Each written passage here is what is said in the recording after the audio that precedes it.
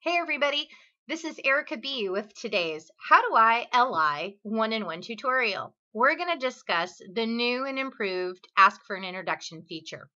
Once you're inside of your LinkedIn, you can go ahead and search for somebody. In this case for the tutorial, I'm going to search for a recruiter. I always recommend to everybody narrow down your search results. It's going to make your life so much easier. Make sure to select the area that you live in or the area that you are focusing if you're relocating to. As soon as I have my lists and I'm interested in either connecting with a recruiter that's inside of a company or with a recruiter who is in a third party, I'm going to look at Dana Stark. Dana's a recruiter at a third-party company, so I want to maybe see if we have anybody in common and ask for that introduction. I do see that we're second level, which means we share at least one person in common. Scrolling about a third of the way down in Dana's profile, I want to point out two important sections. On the right-hand column, you'll see that it says how you're connected. It's indicating to me that at least one member of my network, Tony, is a shared connection between Dana and I.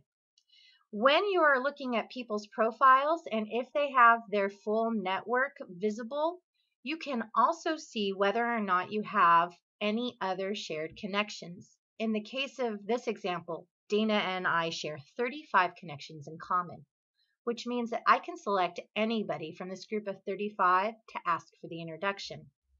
The important component of the feature that I wanted to point out to you is the hyperlink here in the right-hand column under How You're Connected. When you click on it, you'll notice that you'll get redirected to the messaging center. We have Tony's name populated in the To field, and then we have a default message that LinkedIn creates. Let's say I don't want to use Tony. I felt that I had a better relationship with another shared connection, Gary. And I feel that maybe he might be a little bit more of a champion and possibly might be a little bit more willing to make that introduction between Dana and I. When I write my message and personalize it to Gary, there's two important components of the message. The first one is the why, and the second one is give them an out. The first component of why is basically meaning, why do I want to connect with Dana? I want to make sure to be very clear on this when I am writing my message to Gary. Gary needs to be very aware of what my specific purpose is. Perhaps it's because I want to talk to Dana because she's at a target company that I am wanting to work at. Whatever those reasons are, I want to just be very clear on those reasons so Gary understands exactly what it is that I'm looking for from him. And the second component, and probably the most important part of it, is making sure to give your connection the out. I want to make sure that Gary knows that he is not obligated to make this introduction. I want to say something along the lines of, Gary, if you have any questions or concerns before making this introduction, please let me know. I'd be more than happy to answer or clarify anything.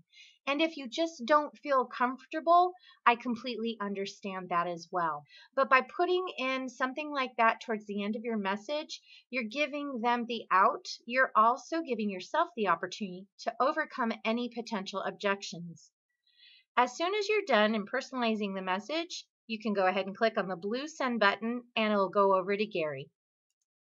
Then it'll be up to your shared connection to determine whether or not they'd like to move forward in making an introduction.